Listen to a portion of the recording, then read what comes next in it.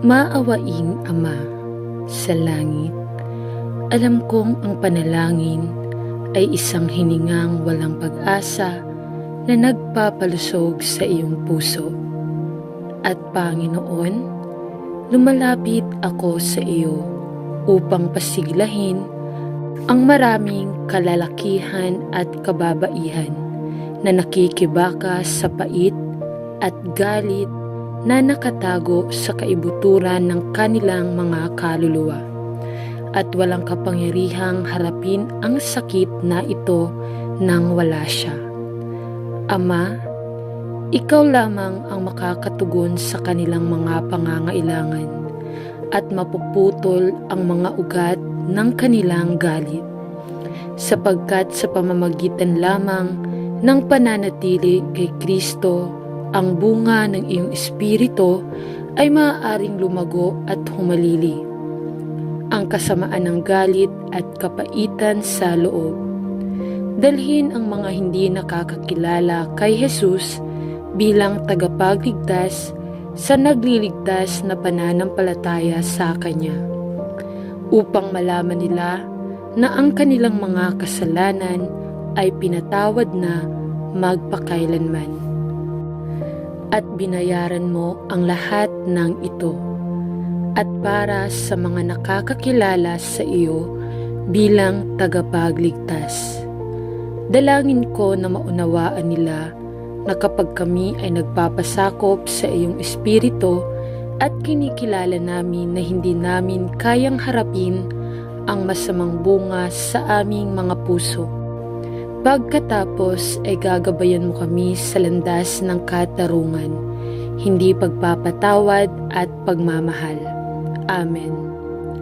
Mahal na Diyos, iniluhod ko sa iyong paanan ang galit at pait na madalas kong kinikimkim sa aking puso at idinadalangin na sa iyong biyaya ay ilantad mo ang lahat ng nagkukubli sa mapait na lason sa aking puso. Anak, kung madalas bumangon at iligtas mo siya mula roon, nagdadasal ako. Panginoon, ipinagtatapat ko ang lahat ng aking galit at pait at alam ko na kapag hinayaan kong tumaas ito sa aking puso, masisira nito ang pagsasama namin sa isa't isa. Alam ko na kapag ipinagtapat ko ang aking galit, ikaw ay tapat at pinatawad mo lamang ang galit sa aking puso at nililinis ako sa lahat ng kasamaan, na aking pinupuri ang iyong pangalan. Ngunit Panginoon, nais kong mapalaya mula sa polusyon sa aking kaluluwa upang ang ugat ng galit ay lumiit sa loob. Hinihiling ko sa iyo na suriin ako at alisin ang lahat ng hindi mo gusto. Salamat sa pangalan ni Jesus. Amen. Mahal na Diyos, inaamin ko na mayroong labis na kapaitan at galit sa aking puso, at lumalapit ako sa iyo nang alam kong wala akong magagawa para matakasan ang nakalulungkot na kapansanan sa aking buhay. Hanapin mo ako sa loob ng Diyos at ilantad ang lahat ng bagay na hindi nakalulugod sa iyong mga mata. Tulungan mo akong humanap ng paraan para wakasan ang nakatanim na galit na tila nag-uugat sa malalim na hindi pagpapatawad. Lord, patawarin mo po ako sa sakit na naidulot ko dahil alam kong maraming tao ang nasaktan ng galit ko. Gayunpaman, napagtanto ko na ang kasalanan ng aking galit ay laban sa Kanya, at sa Kanya lamang ako nagkasala sa ganitong paraan.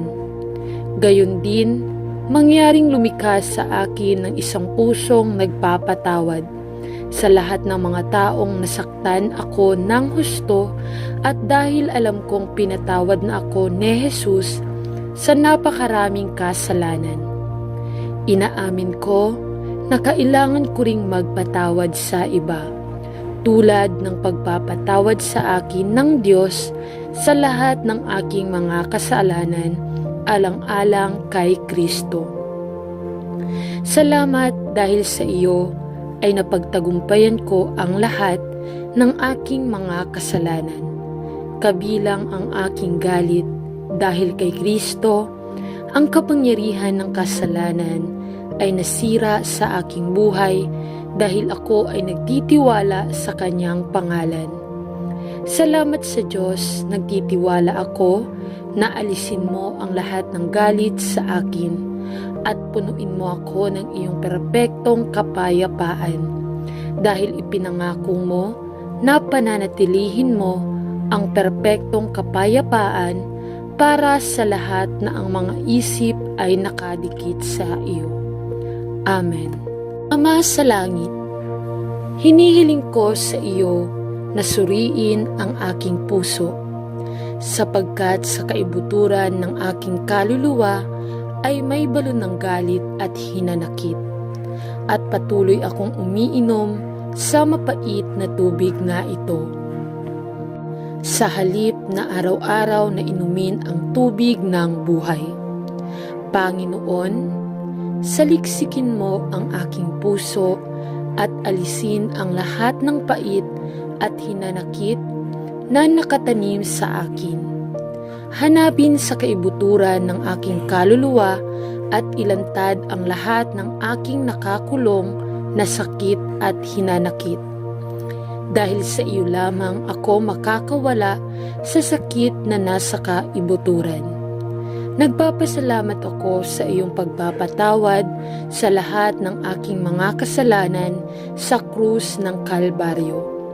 At naniniwala ako na binayaran mo ang buong halaga para sa lahat ng aking mga kasalanan. Kasama na ang galit sa aking puso, isang puot, bumabangon pa rin ng maraming beses sa oras.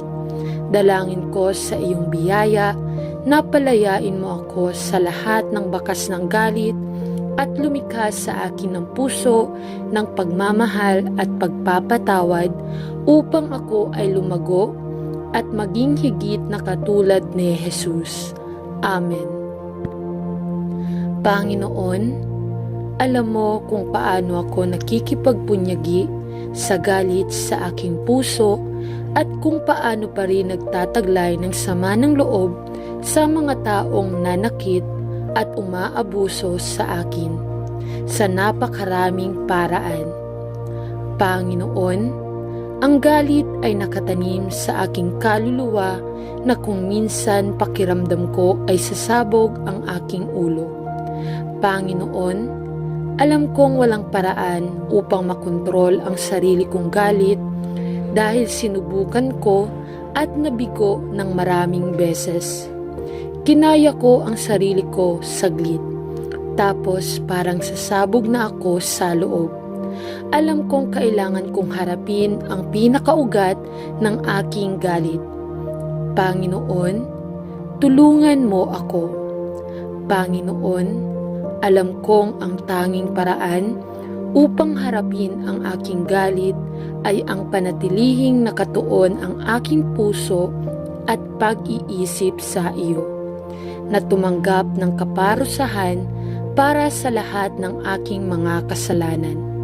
Lahat ng aking galit, lahat ng aking puot, alam ko na ang pagpapatawad, taus-pusong pagpapatawad sa mga taong nakasakit sa akin ng husto ay ang paraan upang malutas ang ugat ng problema.